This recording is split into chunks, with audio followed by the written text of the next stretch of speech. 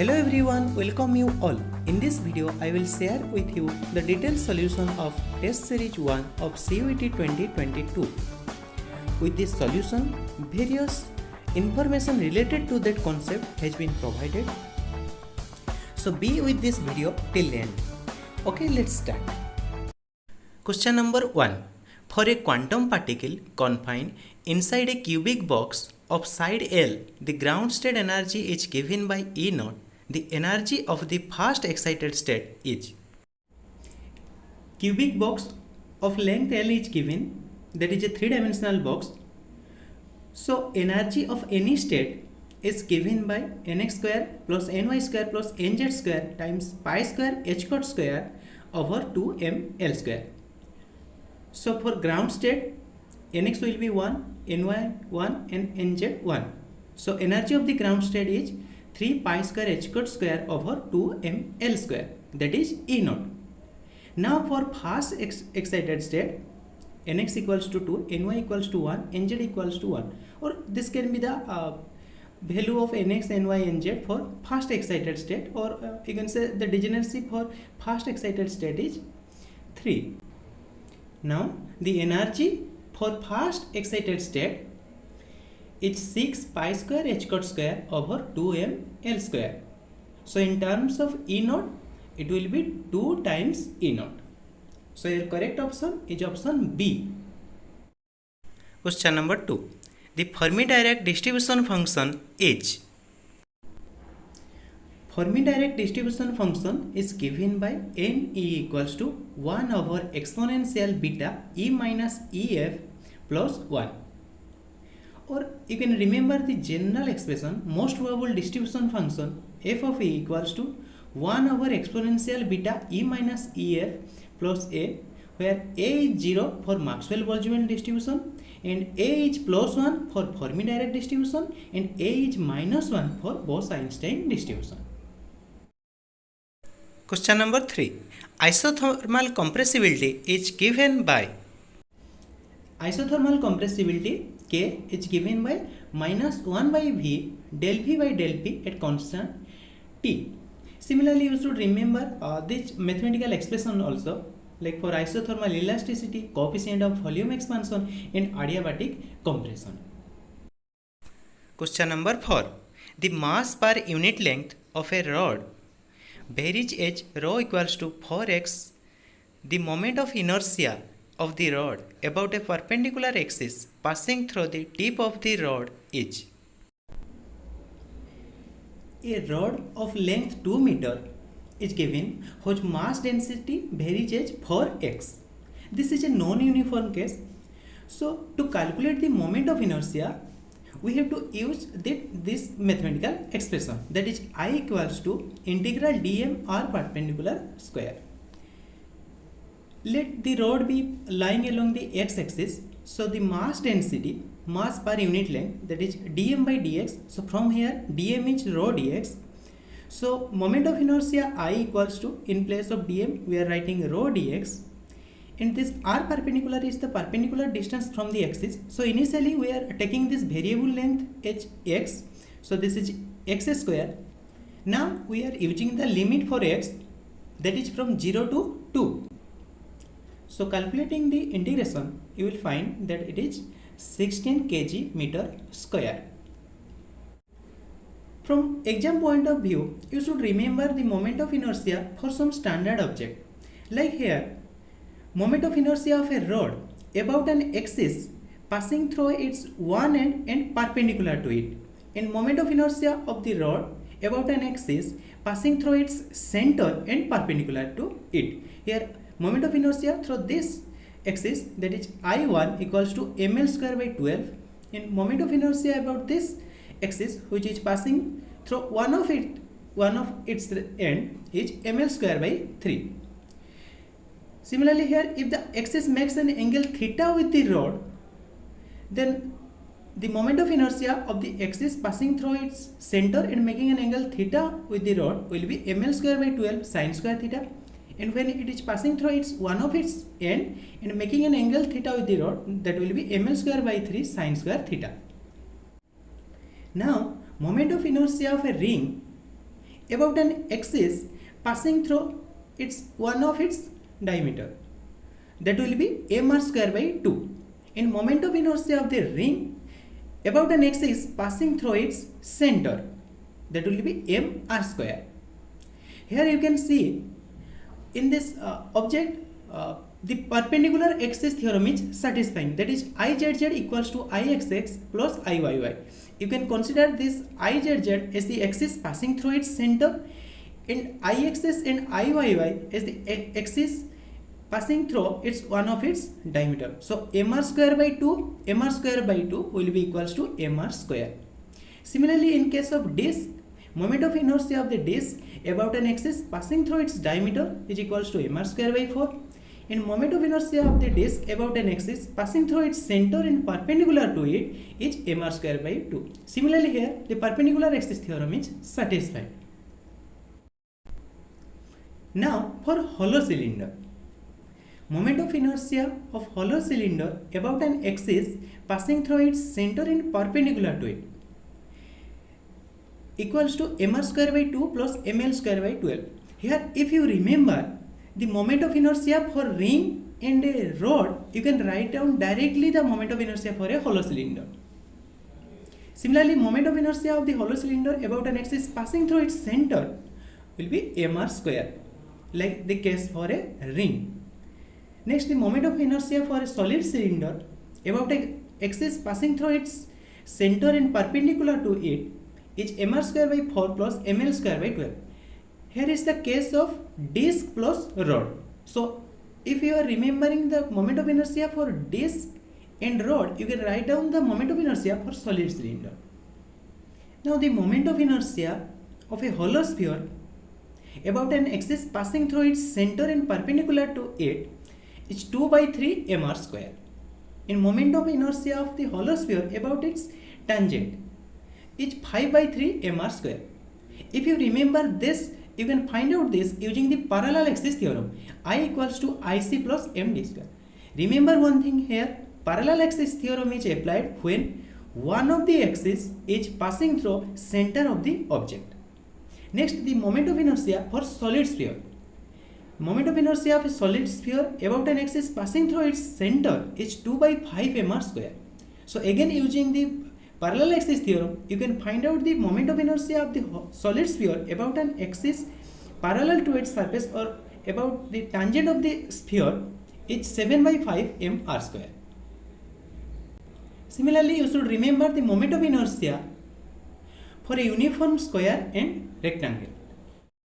Question number 5. During free expansion of an ideal gas under adiabatic condition, the internal energy of the gas remains constant. So D is your correct option. Question number 6. The solution of the Boolean equation is the Boolean expression y equals to a plus b bar plus ab bar.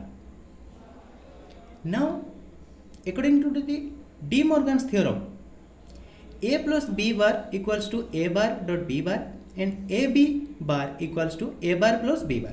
So using this theorem, we can write down the expression for a plus b bar as a bar dot b bar and for ab bar as a bar plus b bar. So now taking a bar common from this two term, a bar times b bar plus 1 plus b bar, and we know 1 plus a equals to a. So here 1 plus b bar will be 1. So 1 times a bar will be 1 plus b bar. So your solution will be a bar plus b bar. You should remember this expression which will help you to solve the Boolean expression. Question number 7. The eigenvalues of a Hermitian matrix are all eigenvalues of a Hermitian matrix are real. So you should remember here the Hermitian matrix satisfies A dagger equals to A. A dagger here means transpose conjugate of a matrix. And the important thing about Hermitian matrix, you should remember that principal diagonal elements of Hermitian matrix are always real. And this Q Hermitian matrix satisfies A dagger equals to minus A. And the important thing about the skew-Hermitian matrix is that principal diagonal elements of skew-Hermitian matrix are either 0 or purely imaginary. So here I have a question for you. Can you tell me for which matrix the principal diagonal elements are always 0? Question number 8. Typical energies released in a nuclear fission and a nuclear fusion reactions are respectively 200 mega electron volt and 10 mega electron volt. So D is your correct option. Question number 9. At low temperature, the specific heat of common metal is described by alpha T plus BTQ. So A is your correct option. Question number 10. Nuclear forces are. You should remember all the properties of nuclear forces. Like nuclear force is a short range force, it is strongly attractive force, it is mass independent, it is charge independent, but it depends on spin and orientation. It is a non-central force and it is a saturated force. Here I have a question for you. Give an example of central force. As you are showing, nuclear force is a non-central force. So you have to give an example of a central force. Question number 11. Which of the following vectors is orthogonal to the vector a ik plus b j? For two orthogonal vectors a and b, we know that their dot product will be 0. So vector a, that is ak plus bjk, is given. From option we have to find that with which it has the dot product 0. So you can check that for vector minus bik plus ajk, the dot product is 0. So here the option minus bik plus ajk and the given vector aik plus bjk are orthogonal vectors. Similarly, you should remember for two collinear vectors, that is either parallel or antiparallel vectors, the cross product is 0. For coplanar vectors, their scalar triple product is 0, and for a solenoidal vector, divergence of that vector is 0, and for irrotational vector, curl of that vector is 0. Question number 12. If the wavelength of the first line of the Balmer series in the hydrogen spectrum is lambda, then the wavelength of the first line of the Lyman series is. We can find the wavelength of a spectral line using this mathematical expression. Here there will be z square, but for hydrogen spectrum z is 1, so I am not writing z square. Okay, so for Balmer series nf is 2, so for first line ni is 3 and nf is 2. So using the ni and nf value, you can find that the lambda is 36 by 5 r infinite. And for Lyman series, nf equals to 1.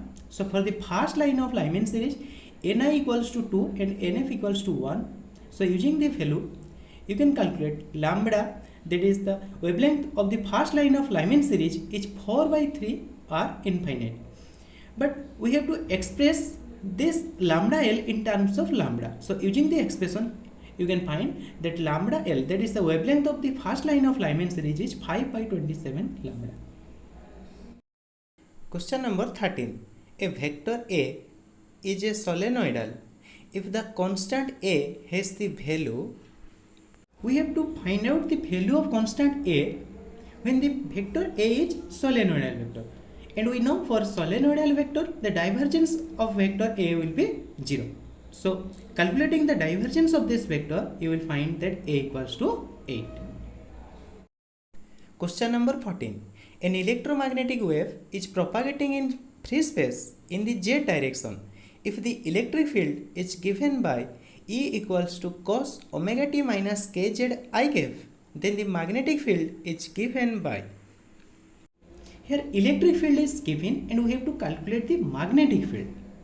So here you should remember these two important mathematical expression. When electric field is given, you can calculate magnetic field using this expression k cap cross E vector by C.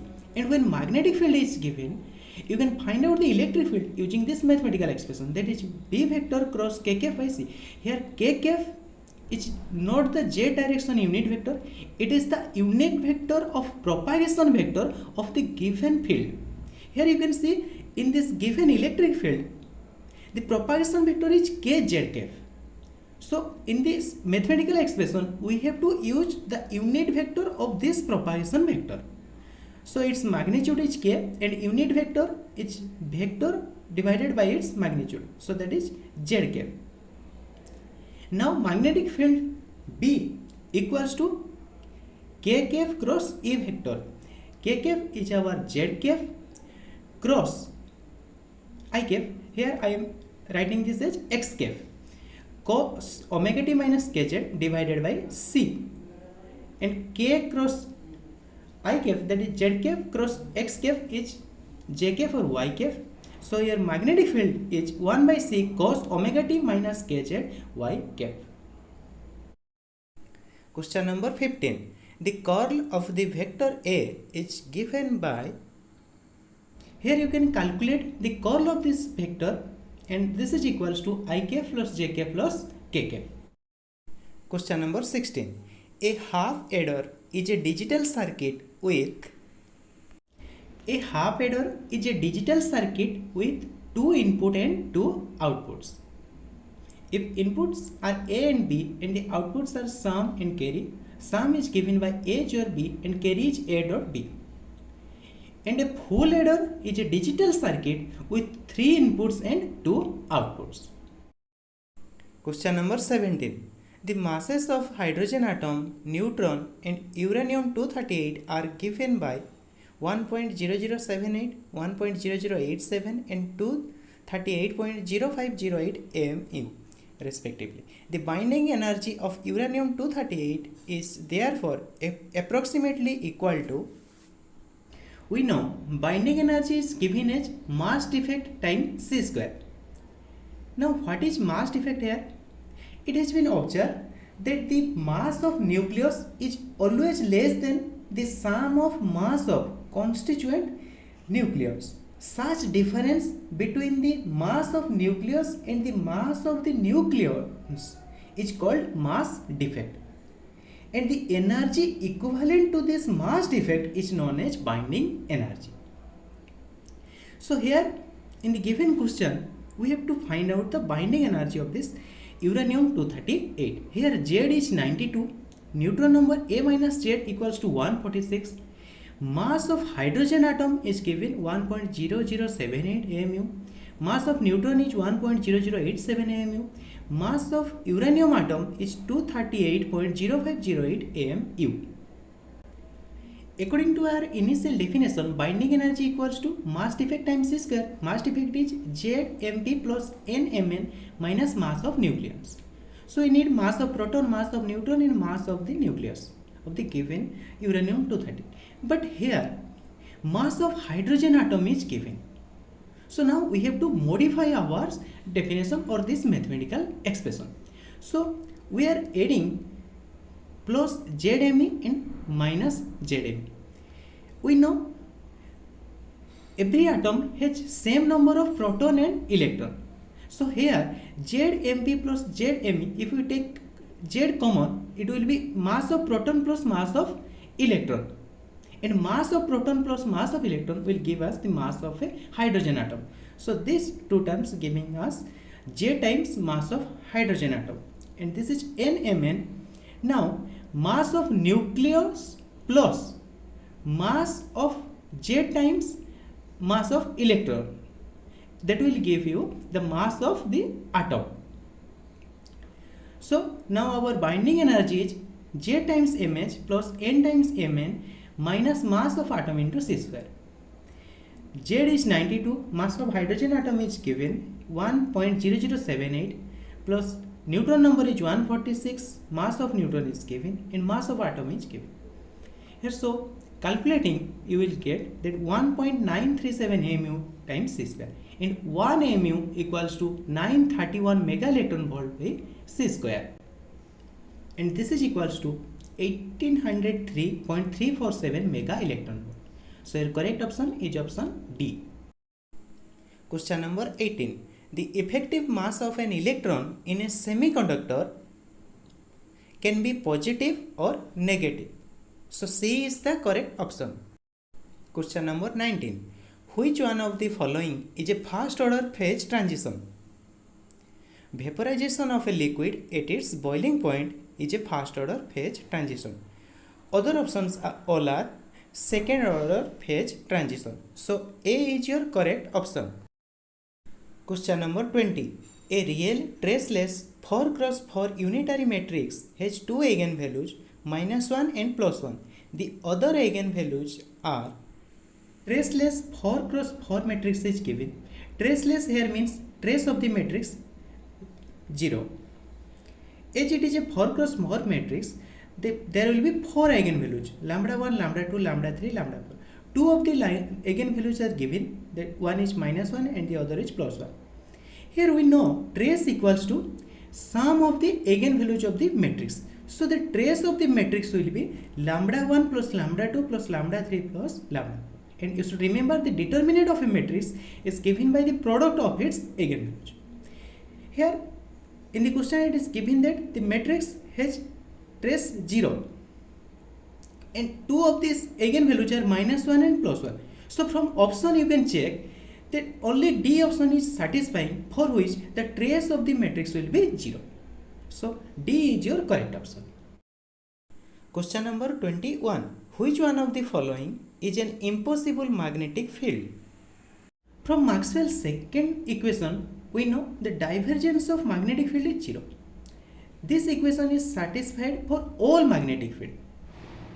So here from the option you can check the magnetic field expression which does not satisfy this equation, that is impossible. So you can check for option D, divergence of B is not equals to 0. So this magnetic field is not possible. So this is your correct option. Question number 22. Consider a one-dimensional infinite potential well of width A. The system contains 5 non-interacting electrons, each of mass m at temperature T equals to 0 Kelvin. The energy of the highest occupied state is. So here you have to find the energy of the highest occupied state. Here 5 electrons are given and you should remember the number of particles with spin s will be accommodated in one state will be 2s plus 1. Here spin is half, that is s equals to half. So number of particles, maximum 2 particles can be accommodated in this state. So in the ground state there will be 2 electrons. In the fast excited state there will be 2 electrons. Now we have 1 electron remaining. So in the second excited state, that is n equals to 3, there will be 1 electron. So the highest occupied state is n equals to 3. So you have to find the energy of the state n equals to 3. So for ground state 2 electrons, first excited state 2 electrons, and for second excited state 1 electron. So the highest occupied state is n equals to 3. So energy will be equals to 1 times means there is only one particle, 1 electron, times 9 pi square h square square by 2 m square, which is equals to 9 pi square h square square by 2 m square. Here I have a question for you. Can you tell me the energy of fast excited state? Question number 23. The commutator x px square, where x and px are position and momentum operators respectively, is. Here you have to find the commutator bracket of x and px square. So you can directly find out the commutator bracket, that is 2px x px, and commutator of x px is ih cot. So this is 2 ih cot px. Question number 24. The speed of a particle whose kinetic energy is equal to its rest mass energy is given by.